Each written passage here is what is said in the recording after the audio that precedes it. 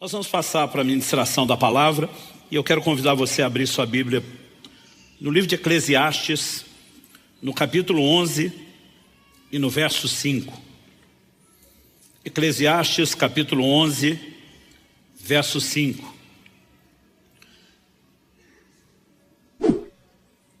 Eu quero compartilhar com vocês hoje um entendimento que tem sido uma chave importantíssima na minha vida.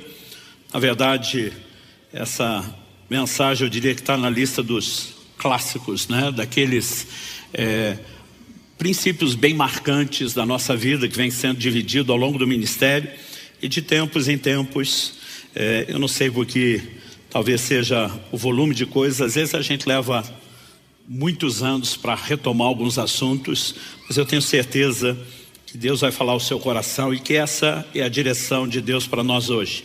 Eclesiastes capítulo 11, verso 5, eu vou ler na Nova Almeida atualizada. Assim como você não conhece o caminho do vento, nem sabe como se formam os ossos no ventre da mulher grávida, assim também não entende as obras de Deus que faz todas as coisas. Será que você pode repetir esse texto comigo? Só para efeito didático e de memorização. Diga comigo: assim como você não conhece o caminho do vento, nem sabe como se formam os ossos no ventre da mulher grávida, assim também não entende as obras de Deus que faz todas as coisas. Bom, esse texto fala de um Deus que age em todas as coisas, mas que tem um padrão no seu agir. E a comparação é feita com duas alegorias. Primeiro se fala do caminho do vento, depois se fala da formação da criança no ventre da sua mãe. Na versão que eu estou usando, nós temos alternadas aqui algumas expressões e verbos. Assim como não conhece, depois ele diz não sabe, depois ele diz não entende. Na verdade, né, todas essas traduções, elas são exatamente variações da mesma palavra. No hebraico é a palavra iada. Ela em essência significa conhecer, mas um dos seus sentidos e aplicações diz respeito à percepção visual. Agora, o elemento da percepção visual é algo que eu quero destacar nesse nível de conhecimento, não apenas como uma possibilidade de tradução, porque isso seria muito vago para a gente construir essa lógica, mas com a aplicação da própria ilustração. Quando ele fala do caminho do vento, ele está falando de algo real, inquestionável, que temos evidências, mas que acontece fora da vista dos olhos. Então sabemos o caminho do vento, porque em determinado momento a brisa soprando no rosto, né? Ou a gente vendo as folhas das árvores balançando, a gente não só tem evidência, mas sabe até a direção. No entanto, as correntes de ar se alternam o tempo todo. E a gente não sabe, como diz os antigos, onde é que o vento faz a curva, porque esses caminhos se alternam o tempo todo e são invisíveis aos nossos olhos. Ou seja, o exemplo fala de algo real, com evidências, inquestionável, porém invisível aos nossos olhos. O segundo exemplo não é diferente. Assim como não sabe como se formam os ossos no ventre da mulher grávida. Está falando do desenvolvimento da criança no ventre da sua mãe.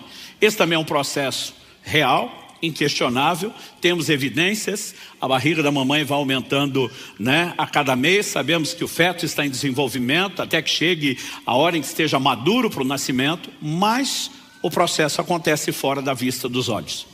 Agora, se o texto falasse de conhecimento meramente no sentido de informação, a gente diria que essa declaração nem atualizada está mais.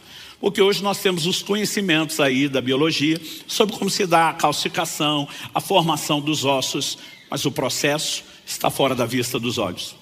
Ah, pastor, mas nós temos ultrassom, ecografia em cada um, né? Cada uma das duas gravidezes da Kelly, dos nossos 2 filhos, nós também podemos visualizar como estava em momento específico. O processo todo estava fora da vista dos olhos.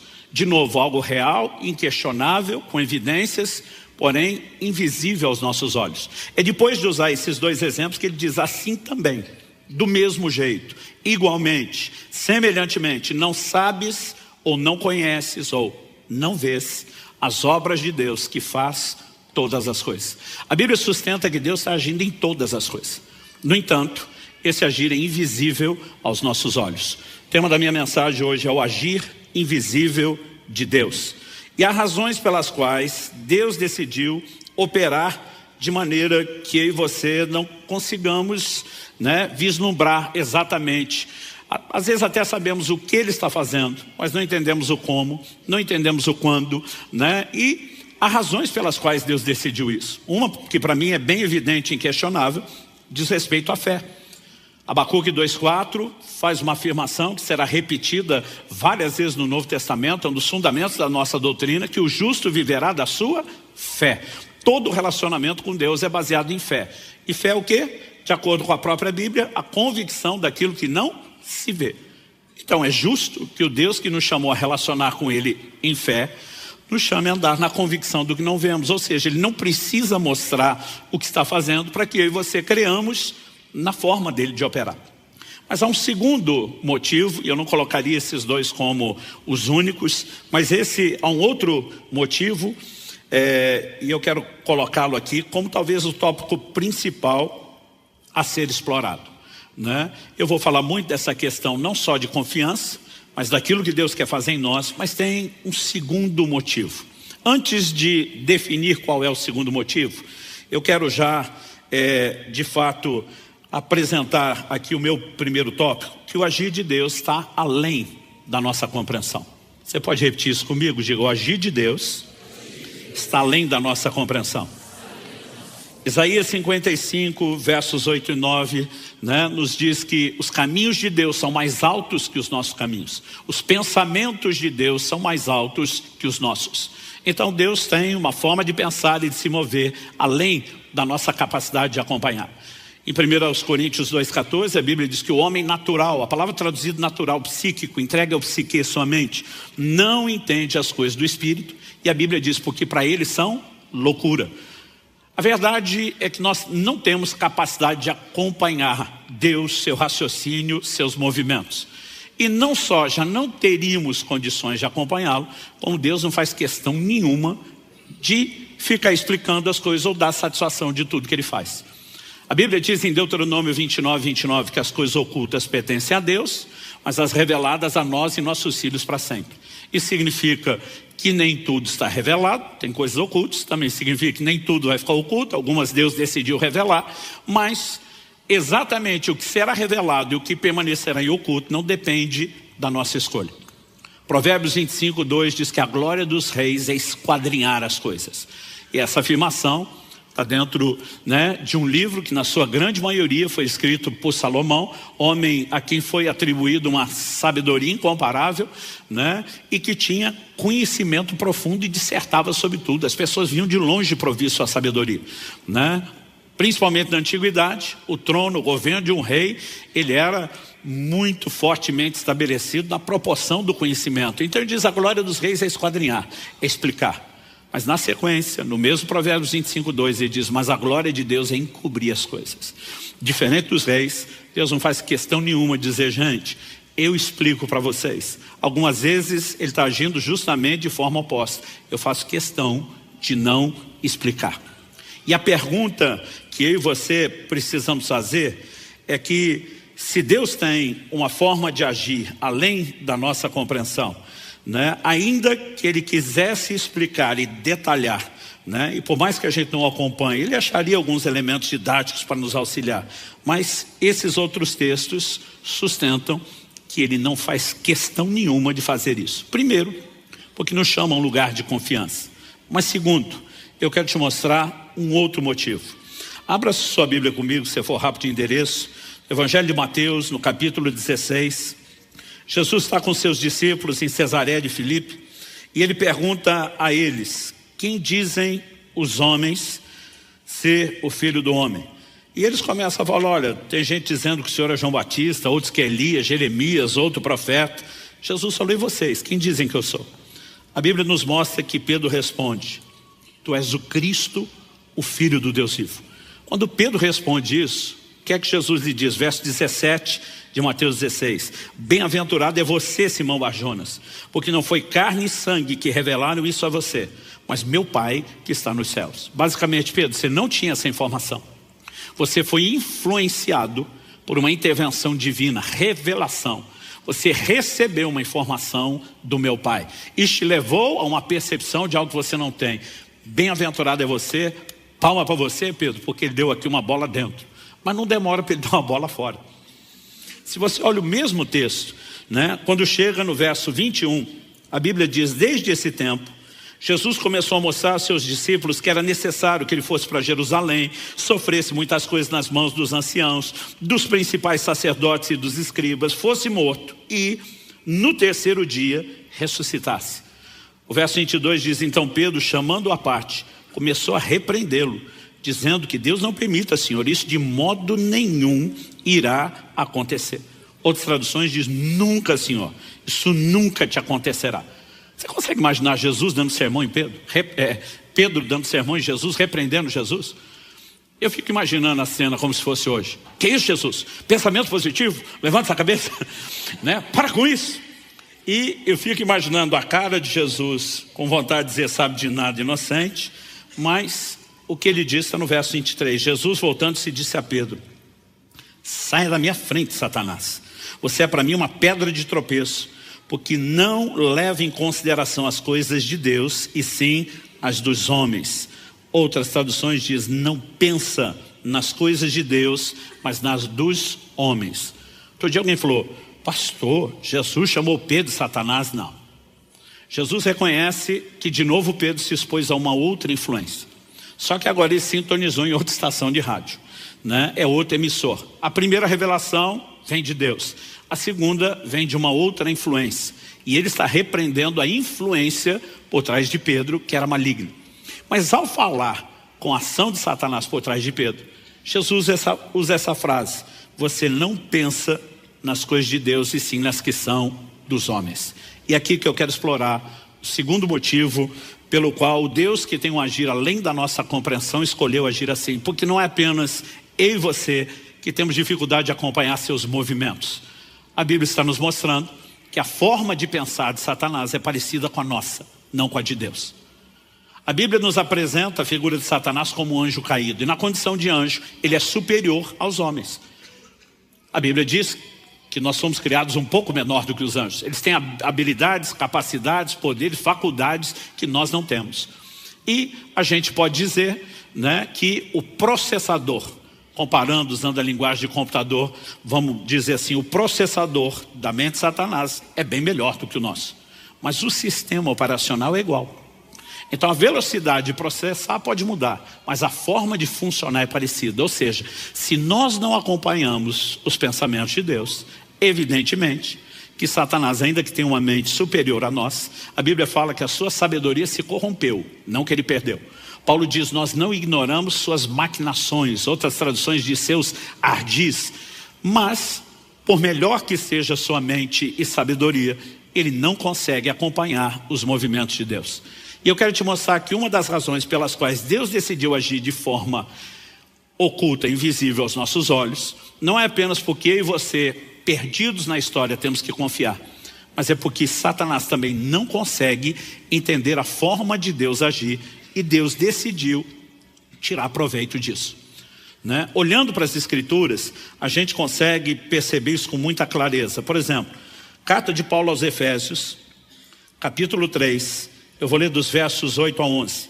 Ele diz, a mim, o menor de todos os santos, me foi dada essa graça de pregar aos gentios o evangelho das insondáveis riquezas de Cristo e manifestar a todos qual é a dispensação do mistério, que durante tempos passados esteve oculto em Deus, que criou todas as coisas. E isso para que agora, pela igreja, a multiforme sabedoria de Deus se torne conhecida dos principados e das potestades nas regiões celestiais, segundo o eterno propósito que Deus estabeleceu em Cristo Jesus, nosso Senhor. Então Paulo está dizendo que ele recebeu a graça, o privilégio de pregar aos gentios o evangelho. Só que ele diz, manifestar a todos a dispensação de um mistério, de um segredo, que esteve oculto, escondido por muito tempo, só foi revelado nesse momento. Mas no 10 ele diz, por que que Deus decidiu revelar só agora?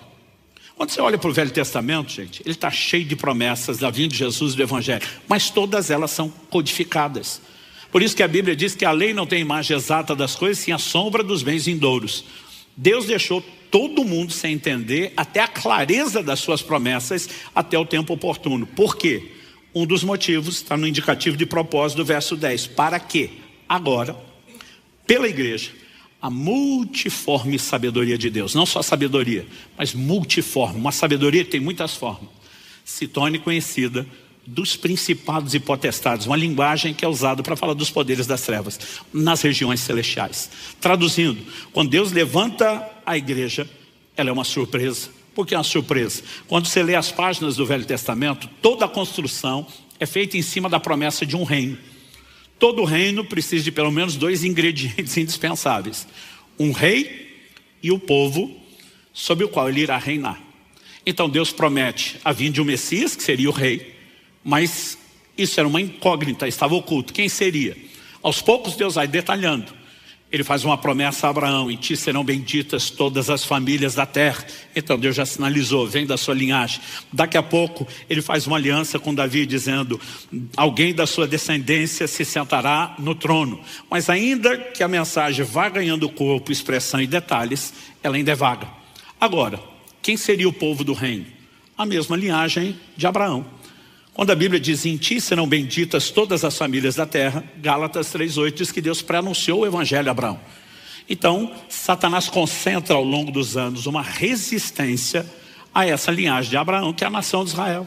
A Bíblia nos mostra no livro de Esté a tentativa do inimigo de, num só dia, destruir toda aquela linhagem, porque era a maneira de impedir o estabelecimento do reino de Deus. Agora, enquanto o diabo está distraído, lutando contra a nação de Israel, ele sequer percebe que Deus tem uma outra forma de agir. Quando você chega nos evangelhos, há uma declaração que tem que chamar a minha e a sua atenção. É quando é dito: das pedras, Deus pode fazer surgir filhos de Abraão. O que é que a Bíblia está dizendo? Vocês não têm noção de onde Deus vai tirar o cumprimento da promessa. Então, uma das coisas que Deus disse a Abraão: sua descendência será numerosa como a areia do mar. Mas Deus também disse: sua descendência será numerosa como as estrelas do céu. Basicamente, Deus prometeu uma linhagem terrena, areia do mar, e Deus prometeu uma linhagem celestial, as estrelas do céu. Em Gálatas, no capítulo 3, Paulo explica detalhadamente quem são os filhos da fé de Abraão, que isso inclui os gentios, os não-judeus. João capítulo 1 nos diz nos versos 11 e 12: Jesus veio para o que era seu, sua linhagem, mas os seus não receberam. A Bíblia diz: mas a todos quantos o receberam, deu-lhes o direito de serem feitos seus filhos. Ou seja, quando Deus traz a igreja, Ele está mostrando aos principados e potestades sua multiforme sabedoria. Ele está dizendo, jogando na cara do diabo e os seus súditos: vocês gastaram o tempo se opondo a um povo, e o povo que está estabelecendo o reino é algo que vocês nem esperavam. Então, o que eu enxergo ao longo das Escrituras, e esse é o segundo tópico que eu quero compartilhar com você, é que Deus acaba colocando o diabo para trabalhar para ele.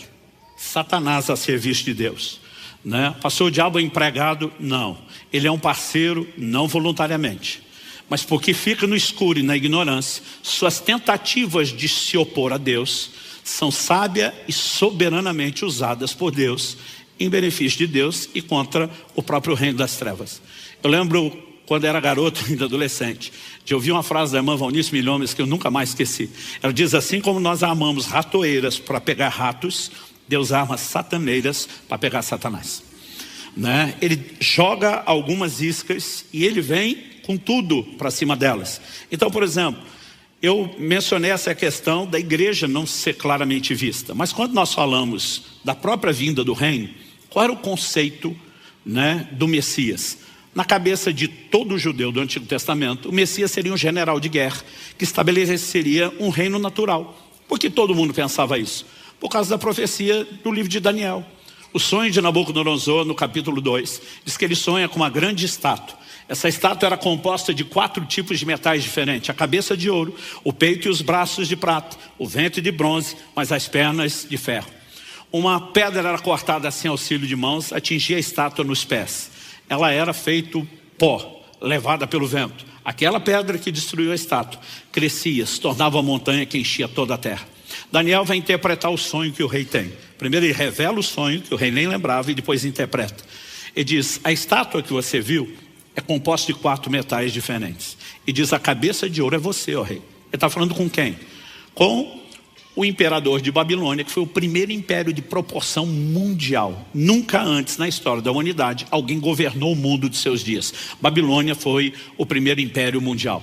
Mas ele diz: depois de ti virá um reino inferior ao teu. Ou seja, mudança de metal era mudança de reino. E o mesmo livro de Daniel nos mostra o que você deve ter estudado na história, né? Quem sucede Babilônia e estabelece o segundo império mundial foram os Medo-Persas, que por sua vez foram sucedidos pela Grécia de Alexandre o Grande, que por sua vez foram sucedidos pelo Império Romano, o último império de proporções mundiais. Quando a Bíblia diz que uma pedra é cortada sem auxílio de mãos, fala de algo que não tem interferência humana, mas divina. E a pedra é largamente usada na Escritura como uma das figuras que aponta para o Messias. A pedra que os edificadores rejeitaram, a pedra de esquina, a pedra angular, e a lista vai longe. Essa pedra vem e atinge a estátua onde? Nos pés, que eram do quê? De ferro. A profecia estava dizendo quando o Messias iria, nos dias do 4º império. É por isso que quando Jesus surge, uma das primeiras mensagens é: o tempo está cumprido e o reino de Deus chegou. Ele está dizendo: eu sou o cumprimento da pedra esperada que vem nos dias do 4º império. Agora, a profecia dizia que ele ia bater na estátua, esmiuçar aquilo tudo. Ou seja, Deus está dizendo: eu vou acabar com essa brincadeira dos homens governarem a terra. Eu vou colocar fim ao reino dos homens. E a pedra, que era Cristo, ela enche, aumenta, se torna uma montanha e enche toda a terra. Deus está dizendo: vou estabelecer o meu próprio reino e governo. Então, quando os discípulos começam a andar com Jesus, eles não estão esperando a princípio um reino espiritual. Por que você acha que Tiago e João diz para ele: Senhor, quando te assentares no trono da tua glória, permite que a gente sente um à direita e outro à esquerda? Ele está dizendo: quando o Senhor for governar o mundo, deixa a família com a faca e o queijo na mão, um ministro do planejamento, o outro ministro da fazenda. Essa era a percepção que eles tinham. Aliás, Jesus tem que explicar para eles: o reino de Deus não vem com aparência exterior, né? Não adianta dizer ele aqui ou ele ali. O reino de Deus está dentro de vós. Ele começa a falar de um cenário onde o reino seria estabelecido no plano espiritual primeiro. Nós vemos todas essas profecias e promessas de um reino físico. Essas, por sua vez, vão se cumprir na segunda vinda de Cristo, mas não na primeira. Então, assim, nada disso pode ser previsto. Então, quando Jesus chega, tem toda aquela expectativa, o diabo faz de tudo para tirar Jesus do cenário. A Bíblia diz que o próprio Satanás entrou em Judas. É o único caso na Bíblia onde você vê uma possessão do próprio Satanás, o líder de todo o reino das trevas. Essa ele não terceirizou. Acho que ele estava naquele modo: quer que seja bem feito, faça você mesmo, né? É a única vez, porque é uma batalha sem precedentes. Agora, o que ele não sabia e não entendia é que esse Messias, antes de estabelecer um reino físico, estabeleceria um reino espiritual. E para isso, tinha que começar com a morte, a sua expiação, porque sem derramamento de sangue não há remissão de pecados. O diabo, tentando impedir o Messias, empurrou Cristo para a cruz e consumou o sacrifício de Deus que todos nós precisávamos. Grande opositor, ele garantiu que eu e você fôssemos redimidos. Agora, Cristo ressuscita, ele descobre que não conseguiu parar o povo do reino. E que toda tentativa, o rei do reino, e que toda tentativa de parar o povo do reino, enquanto ele concentrou o ataque na nação de Israel, ele descobre que agora o povo do reino é a igreja. Então ele vira o canhão para a igreja. Atos 8, verso 1, diz que uma grande perseguição se levantou contra a igreja. E aquela igreja de milhares e milhares de crentes, a Bíblia diz, todos foram dispersos, a não ser os apóstolos. Você imagina isso? Que da noite para o dia, né? Aquela igreja de milhares e milhares de pessoas fica com 12 líderes, que não tem mais ninguém, porque todo mundo fugiu para salvar o coro. Agora, Deus deu uma ordem que a igreja não estava cumprindo. Atos 1:8. Recebereis poder ao descer sobre vós o Espírito Santo. Sereis minhas testemunhas. Onde? Judeia, Samaria, Jerusalém, Judeia, Samaria, até os confins da terra. Deus está falando de uma progressão geográfica. Para você entender, aqui a gente poderia dizer Curitiba, região metropolitana, Paraná e Brasil. Ele está ampliando. Só que esse povo prega o evangelho de Jerusalém. O povo da Judéia vem até eles, mas Samaria, os confins da terra, os anos se passam e nada. Só quando a perseguição veio, porque agora o diabo está tentando parar a igreja, a Bíblia diz que por onde fugiam, eles começaram a anunciar o evangelho. Então agora o evangelho vai entrar em Samaria, será espalhado, né, muito além. E o diabo, tentando parar a igreja, se tornou o primeiro agente missionário da história da igreja. Mais uma sataneira diante dele. né? Olhando para as escrituras, gente, nós precisamos de fato entender e compreender essa verdade. O diabo não está fora de controle. Os crentes às vezes estão dando poder demais. Não podemos, como Paulo diz, ignorar seus ardis, suas maquinações, não podemos deixar de vigiar, não podemos brincar, mas alguns estão dando mais força e poder do que ele de fato tem. Martinho Lutero, o grande reformador, dizia: o diabo é o diabo de Deus. Eu gosto do exemplo de que ele é como um cachorro na coleira. Ele só vai até onde o tamanho da corrente permite. Sua esfera de ação tem limites. E quando chegar a hora certa, Apocalipse 20, de 1 a 3, o apóstolo João diz: eu vi descer do céu um anjo, um só, e prender a Satanás por 1000 anos. Na hora que chegar o momento de tirá-lo de circulação, não vai precisar necessariamente de Miguel e todos os exércitos celestiais. A Bíblia diz: um anjo será suficiente para tirá-lo de circulação. Só que a Bíblia diz: mas no final dos 1000 anos, importa que ele seja solto por um pouco de tempo. Por quê? Porque antes de ser lançado no lago de fogo e enxofre, bem feito para ele, ele vai fazer um último servicinho para Deus. Nós precisamos entender que Deus, na sua grandeza e soberania, consegue extrair lucro disso. E é quando você entende esse desenho que talvez faça sentido algo que para mim foi muito difícil compreender. O que eu quero chamar de permissões divinas para ações satânicas. No livro de Jó, nós vemos um cenário onde claramente o diabo toca a vida de Jó, que era um homem de Deus e abençoado.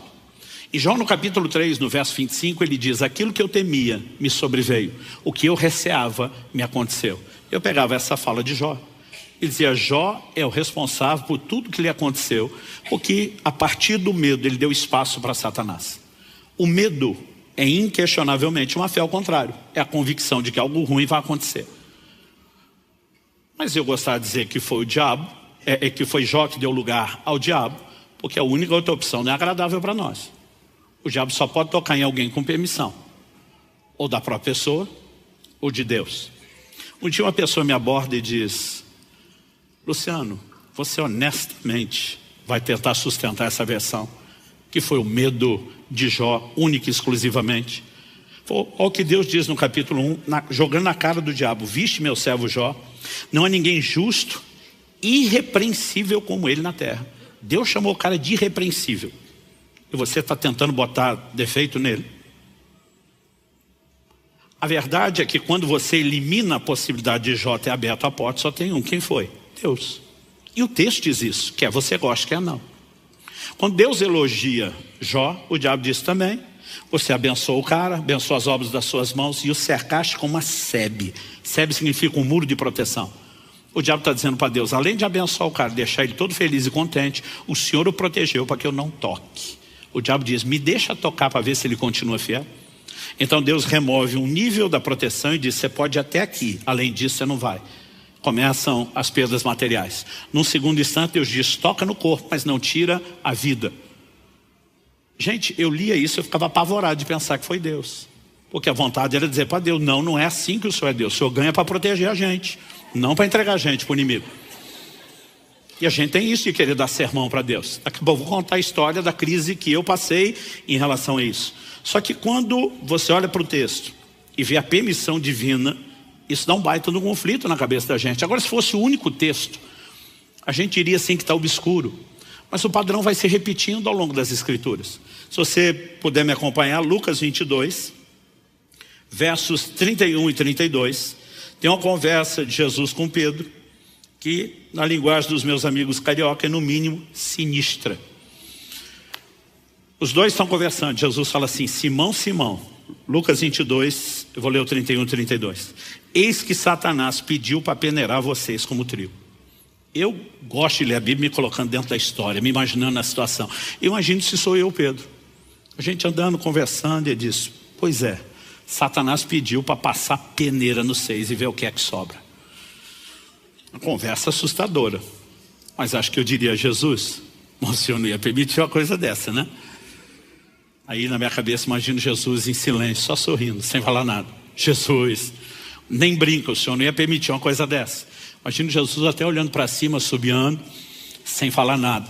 E insistindo, Jesus, o Senhor não ia permitir isso. Aí vem a resposta no 32. Eu, porém, orei por você. Quando você lê aqui, puxa, ele não vai deixar. Mas ele termina a frase, para que a sua fé não desfaleça. Traduzindo, permissão concedida, Pedro. A peneira vai comer solta. Mas isso não significa que eu estou abandonando você. Eu orei por você, para que durante o processo da peneira, você não desfaleça. E quando você se converter, fortaleça os seus irmãos. Traduzindo, ele está dizendo, você vai sair dessa melhor do que entrou. Eu vou tirar lucro dessa situação, que o diabo que está tentando te destruir, vai te aperfeiçoar por causa das coisas que você vai passar. E eu vou deixar acontecer. Apocalipse, capítulo 2, verso 10.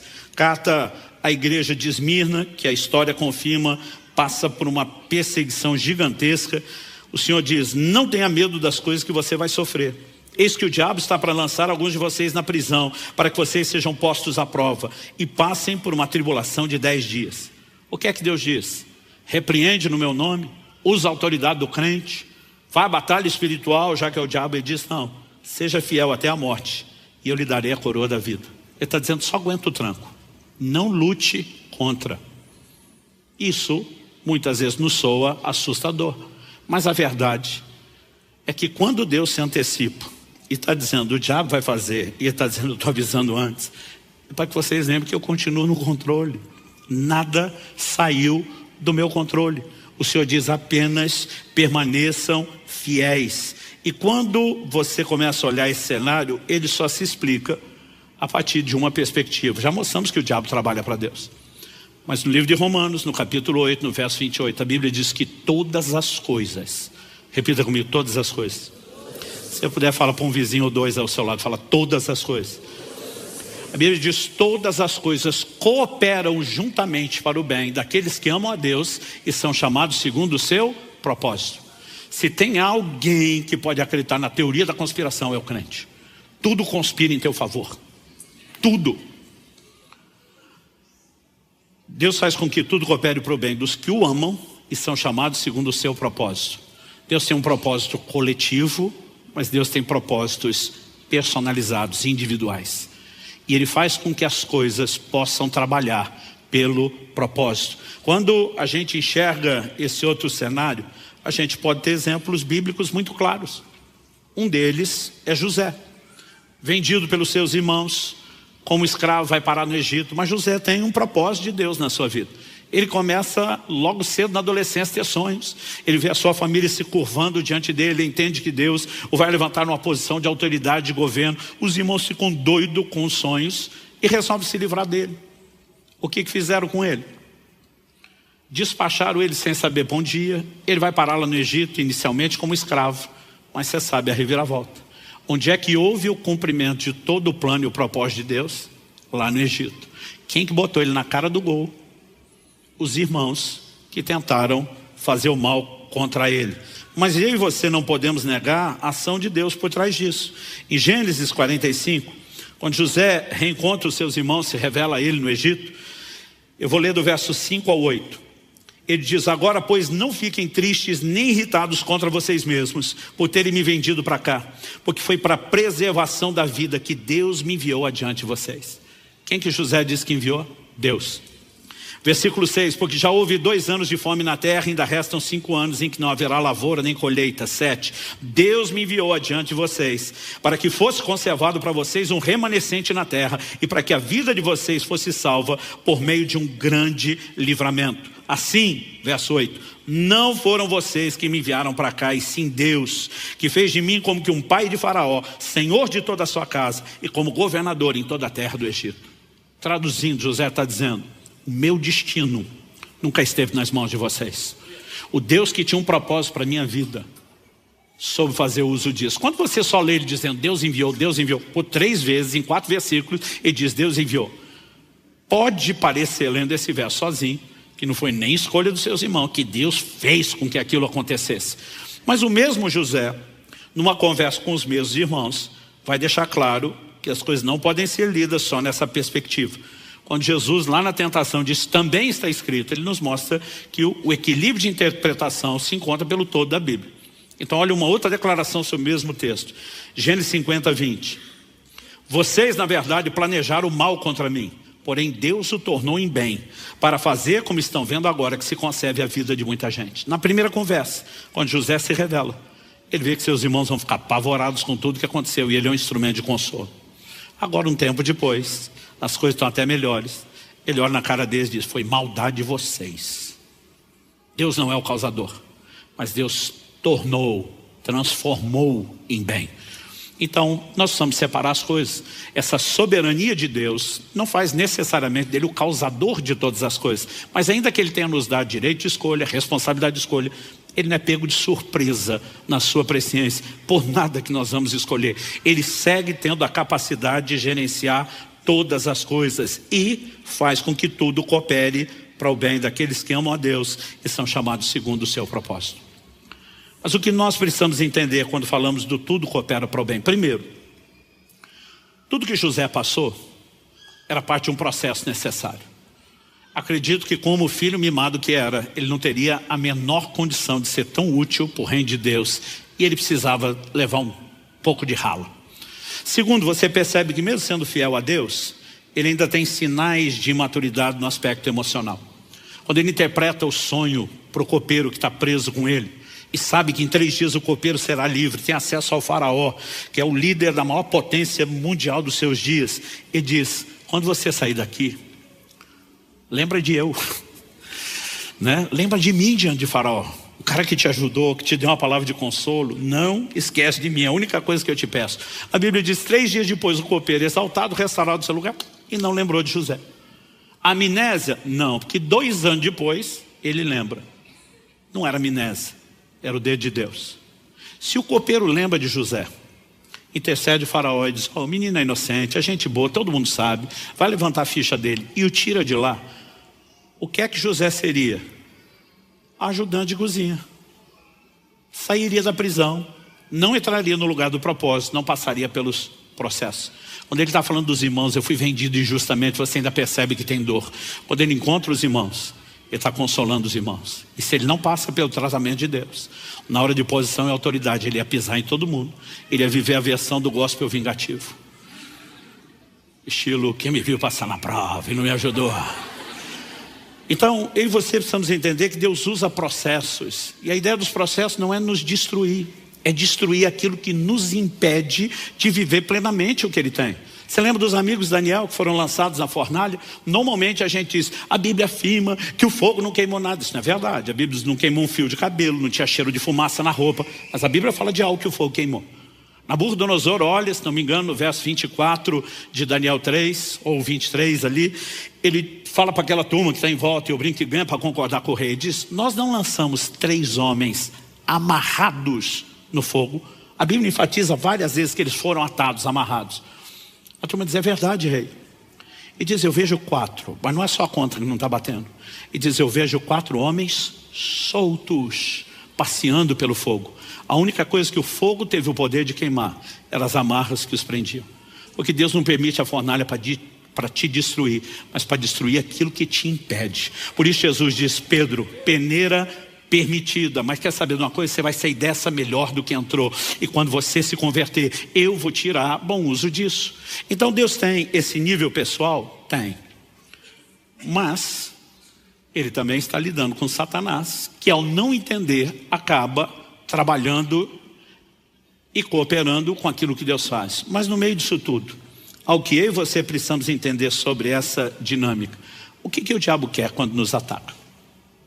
Eu lembro que no início do meu ministério, eu pegava João 10:10, né? O ladrão vem para roubar, matar e destruir. Eu dizia: o diabo quer roubar a sua saúde, o diabo quer roubar a sua família, o diabo quer roubar o seu dinheiro. Hoje eu digo: não é isso que ele quer roubar. É evidente que o que ele quer roubar é a sua fé, o seu relacionamento com Deus. Mas como é que ele chega lá? Jesus diz: as minhas ovelhas ninguém pode arrebatar das minhas mãos. Pensa no lugar seguro, ao colo de Jesus. Não tem diabo, não tem demônio que possa te arrancar de lá. Esse é um bom momento para você dizer amém, glória a Deus, alguma coisa do gênero. Como Paulo diz em Romanos 8, 38 e 39, porque estou bem certo de que nem a morte, nem a vida, nem os anjos, nem principados, nem as coisas do presente, nem do porvir, nem altura, nem profundidade, nem qualquer outra criatura poderá nos separar do amor de Deus, está em Cristo Jesus. Ele diz, ninguém vai arrancar você da minha mão. Então não tem diabo para te tirar de lá. Mas o diabo sabe que você não é um prisioneiro, um refém do amor de Deus. E ele sabe que a hora que você quiser, você desce do colo. Agora, nenhum de nós é besta de largar esse lugar bom simplesmente para se expor. Então qual é o jogo do diabo? Trabalhar fomentando o engano e nos colocar contra Deus, para que, aborrecidos com Ele, a gente se afaste. E quando a gente se afasta, esse é o momento que Ele consegue nos tocar. Então, quando alguém não tem o conhecimento correto de Deus, na hora da dor das circunstâncias, ele pode se voltar contra Deus. Você lembra da mulher de Jó? Amaldiçoe seu Deus e morre. Agora, quem tem o entendimento correto de Deus, como Jó, não vai agir da forma como ela agiu. Ainda vai falar o que ele falou. Eu brinco que o que ele falou, muito marido já quis falar para a sua, e vice-versa. Você fala como uma louca. Ele vai usar frases como, ainda que ele me mate, eu louvarei. Mas Jó acha que Deus quer matar? Não. A ideia é muito mais, pode parecer que ele está matando. Mas ele também vai dizer, eu sei que o meu Redentor vive e que ele há de se levantar sobre a terra.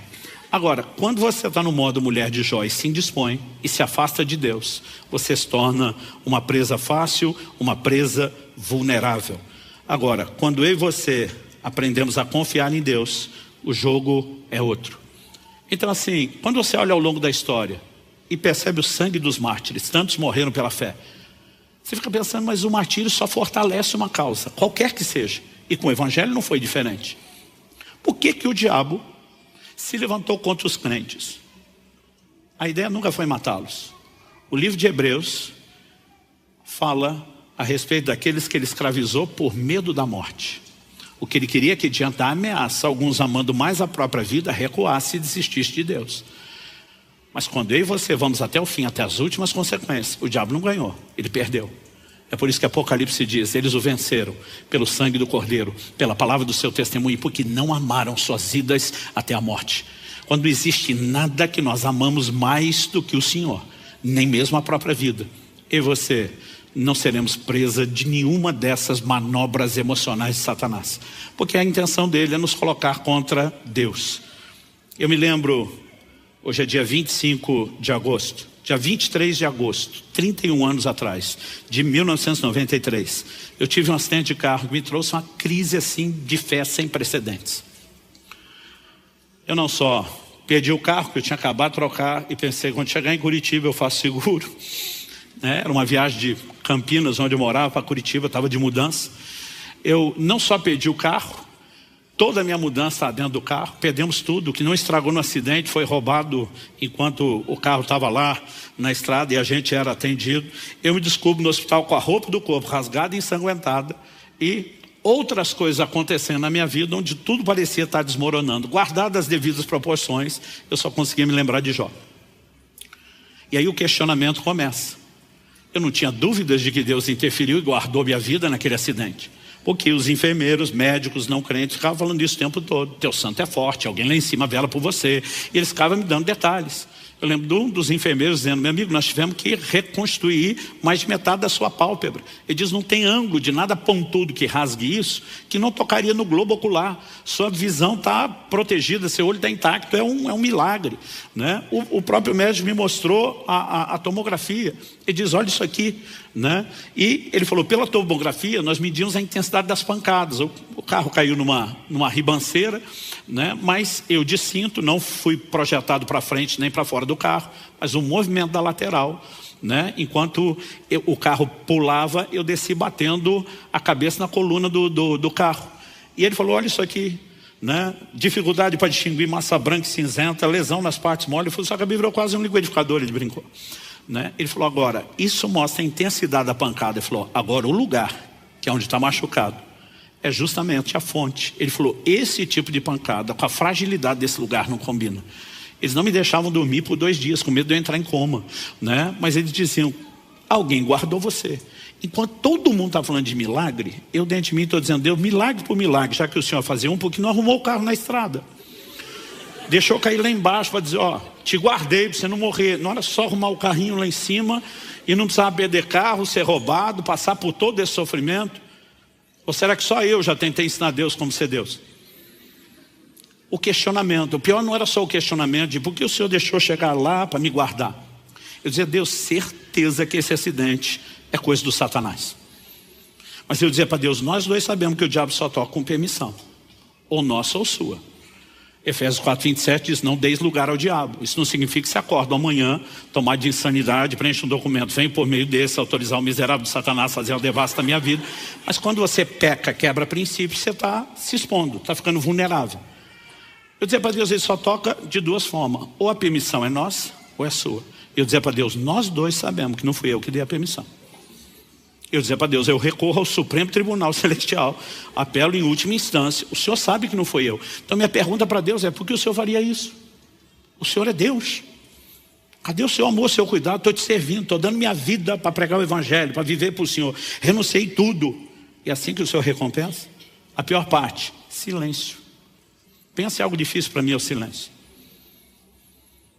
Em novembro agora, Kelly e eu vamos completar 29 anos casados. Desde que eu casei, eu falo para ela, se você me ama, discute comigo. Então às vezes eu dizia, amor, eu acho melhor fazer isso, tá bom. Eu dizia, tá bom nada, defenda seu ponto de vista. Vamos, ventilar esse negócio até ter certeza. Não é o jeito que eu quero, nós temos que esgotar tudo. O silêncio para mim é terrível. Eu dizia para Deus, fala alguma coisa. Nada, silêncio. Durante 1 ano e 3 meses, silêncio. Ameacei fazer greve, parar o ministério, fiz um monte de coisa, o silêncio continuava.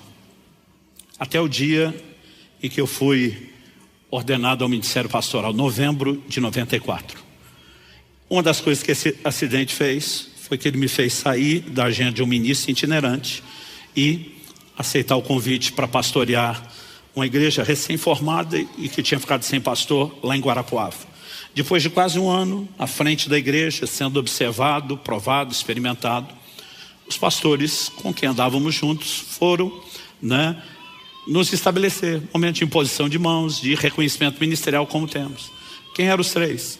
Pastor Tomás, que está aqui conosco hoje, Pastor Francisco, que serviu nessa casa há muitos anos, já está com o senhor, e Pastor Miguel Piper, também muito conhecido nessa casa, que já está com o senhor. Os 3 impuseram as mãos, começaram a dar palavras proféticas, foi um negócio para mim muito marcante. Mas o Francisco deu uma palavra que virou minha vida ao avesso. Ele falou coisas assim do coração, como diz o bom pentecostal, o oculto e o escondido, mas puxou coisas assim que eu não tinha falado para ninguém. Eu fiquei muito impressionado. E depois fui perguntar para o Francisco, falei, cara, que palavra profética foi aquela? Ele falou, eu não estava profetizando, aquele jeito dele. Aí eu falei, como não estava profetizando? Se aquilo não é Deus falando, é o quê? Ele falou, não disse que não era Deus falando. Eu falei que não era profecia. Eu falei, o que aconteceu? Fala logo. Ele falou, a hora que eu botei as mãos sobre você para orar com você, eu tive uma visão de um anjo de Deus. Eu falei, um anjo? Você viu uma coisa esfumaciada? Ele falou, vi como você está me vendo, ouvi ele como você está me ouvindo, como em qualquer relato bíblico. Foi ele que me contou aquilo tudo. E basicamente, quando o anjo apareceu, se apresentou de maneira formal para ele, disse, fui enviado da parte do Deus Altíssimo, Todo-Poderoso, porque disse, Francisco, você tem uma preocupação muito grande com esses ministérios. Era eu e outros 2 estávamos sendo estabelecidos. Hoje eu entendo a preocupação do Francisco. Eu brinco que hoje nem eu ordenaria o eu mesmo daquela época ao ministério. 20 anos de idade, solteiro, imaturo, Imagino que ele deveria estar com o coração na mão, na boca. Mas o anjo fala assim, o Senhor te faz saber que eles estão nas mãos dele. Ele está cuidando deles. Eles estão no lugar certo, na hora certa, fazendo a coisa certa. Isso tranquilizou ele. Quando ele tranquilizou, o anjo aponta o dedo para mim e diz, quanto porém é este? E o caldo entornou para o meu lado. Aí era só comigo. Ele diz assim, ele é rebelde. Ele não aceita o tratamento de Deus na vida dele. Mas pensa na frase que doeu. Onde aparece para Daniel, chama de homem muito amado. Para Gideon, homem valente. Eu falei, para mim só um rebelde. Me rebelei para provar que não era rebelde, mas não adiantou. Só provou o ponto. Ele disse assim, diga para ele tem dito nas orações dele que o acidente do ano passado, o acidente de carro, foi uma tentativa de Satanás contra a vida dele. Diga para ele que ele está certo a respeito disso. Mas diga, porém, por que Deus o permitiu. 31 anos se passaram. E ainda tenho vergonha de falar disso. O anjo diz: o diabo queria pará-lo, porque o via como uma ameaça. Mas Deus precisava pará-lo para não perdê-lo. O ministério dele estava crescendo mais rápido. Eu falei um pouco disso quando preguei sobre maturidade há pouco tempo aqui. O ministério dele estava crescendo mais rápido do que a capacidade dele de se deixar ser tratado e trabalhado por Deus. Era só uma questão de tempo. Ele iria sucumbir debaixo do sucesso do próprio ministério. Ele não tinha estrutura para o lugar onde estava entrando. E eu passei 1 ano e 3 meses acusando Deus de falta de amor, de injustiça, de ter virado as costas, de não estar se preocupando, quando ele estava fazendo justamente o contrário. O anjo diz: nos próximos anos Deus vai tratar profundamente com ele nessa cidade.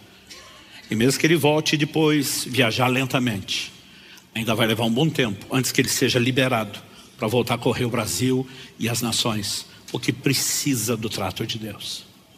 Essa brincadeira levou 25 anos. Foi somente em dezembro de 2018, quando a gente entendeu claramente, finalizar o processo de transição com o Marciano, que Deus está dizendo: agora eu estou te colocando lá onde nós começamos. Mas sabe, foi o zelo, o cuidado, o amor de Deus. Mas depois de ter contado essa história, o Senhor me disse: eu te revelei um momento específico que aconteceu. Isso não significa que nas outras circunstâncias da sua vida eu vou te dar satisfação ou te explicar nada. O Senhor disse: eu te dei entendimento disso porque eu quero que você pregue, ensine sobre isso. Chame o meu povo a confiar em mim mesmo quando eles não entendem as circunstâncias. Mas ele disse: nem você vai seguir tendo explicações para tudo que você vai ter que lidar ou enfrentar. Agora, algo que eu tenho aprendido ao longo dos anos, eu posso dizer de boca cheia, é uma declaração também de Lutero: não sei por quais caminhos Deus me conduz, mas conheço bem meu guia. E você não precisa conhecer o caminho. A gente só precisa conhecer e confiar no guia. Estar familiarizado e descansando nele. Quem está entendendo, diga amém. Eu queria que você ficasse em pé para parecer que está acabando.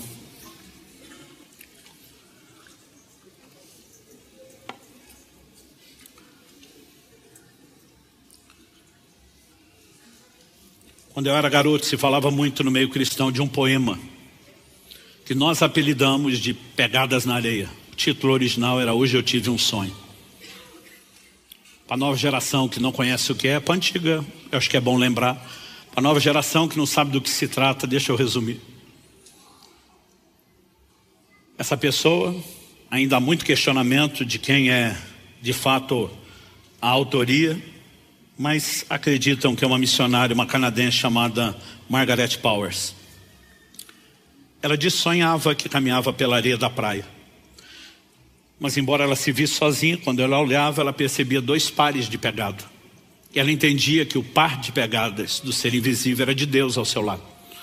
Mas há um momento de questionamento, porque ela diz que quando olhava para trás, nos momentos mais difíceis da sua vida, ela só via um par de pegadas. E ela questionava: Deus, onde o Senhor estava na hora que eu mais precisei do Senhor? Por que o seu par de pegadas sumiu? Por que é que o Senhor não estava lá? E a resposta de Deus no poema era a seguinte: filha, o par de pegadas sumiu, não foi o meu, foi o seu. Nesses momentos eu estava te carregando no colo. Esse poema ganhou uma outra configuração, outro significado para mim, depois de entender essas coisas. Eu quero que chegará o dia onde Deus vai nos permitir ter acesso e explicação a muita coisa que nós não temos. E eu espero que você não precise chegar aquele dia para, com a vergonha do tamanho da minha, parar de acusar Deus no coração de não estar te amando ou cuidando de você. Nós podemos entrar no lugar de confiança. Deus decidiu agir dessa forma. E Ele fez questão de avisar: assim como não sabes o caminho do vento, nem como se fomos ossos no ventre da mulher grávida, assim também não sabes as obras de Deus, que faz todas as coisas. Deus está dizendo: você não está vendo, não é porque eu não estou agindo, é porque o meu agir é invisível aos seus olhos. Às vezes Ele pode falar o que está fazendo ou o que vai fazer. Nós ainda temos dificuldade para entender o como e o quando. E nós vamos ter que andar nesse lugar de confiança.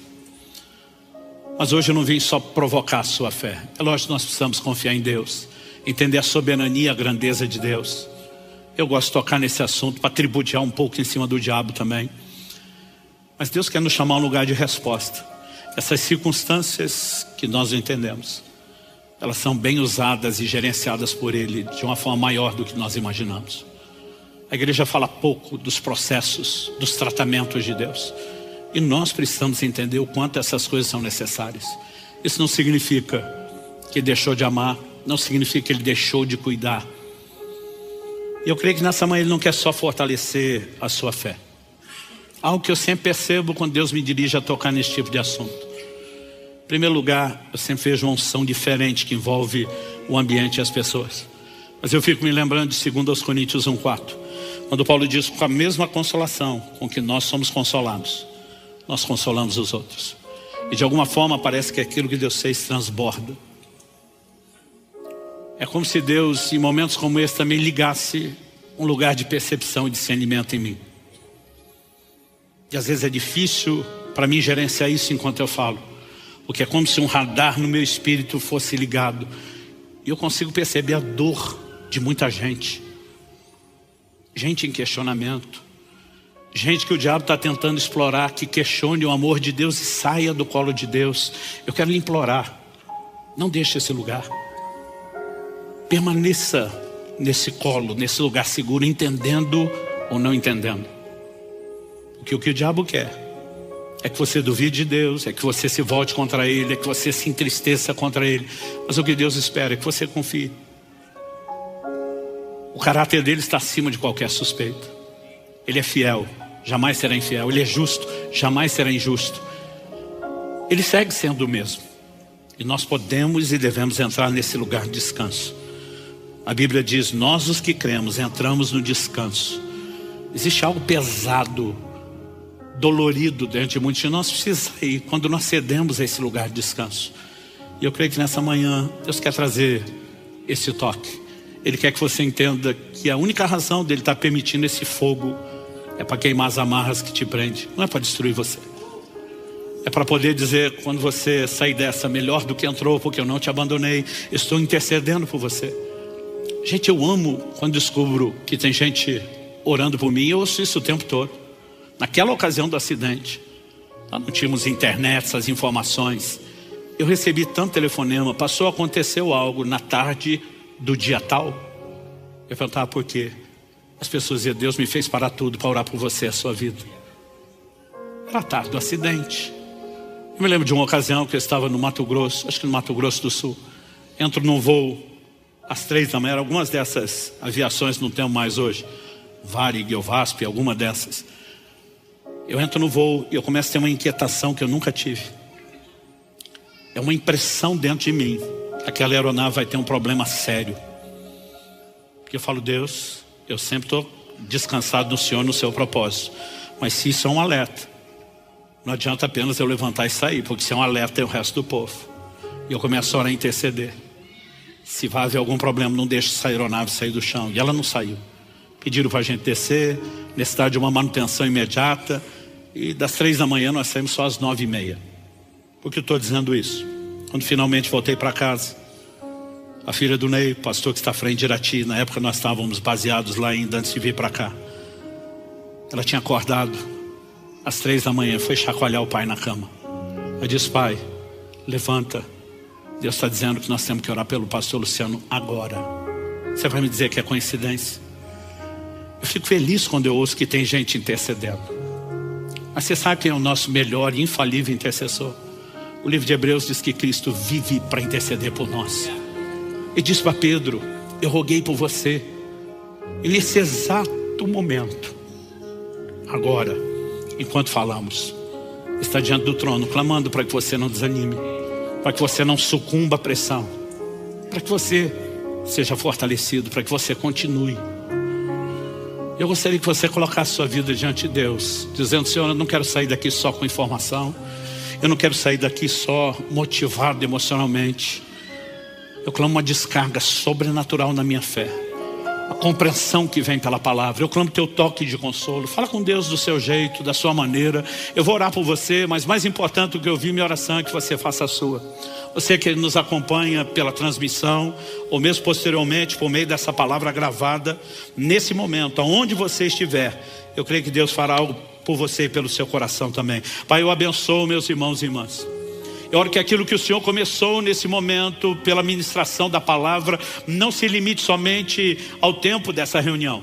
que o Senhor continue a trabalhar em nós. Não apenas uma compreensão progressiva, uma aplicação prática e personalizada, mas, Pai, nós oramos por esse fortalecimento da fé, por esse consolo sobrenatural, e nós oramos que de fato Satanás não consiga prevalecer em seus ataques contra nenhum dos meus irmãos e irmãs. Que tudo que ele tem intentado se torne mais uma vez uma sataneira, que exalte e glorifique o Senhor, que nos leve a viver a plenitude do seu propósito. Nós oramos por fortalecimento da fé, em nome de Jesus e para a glória de Deus.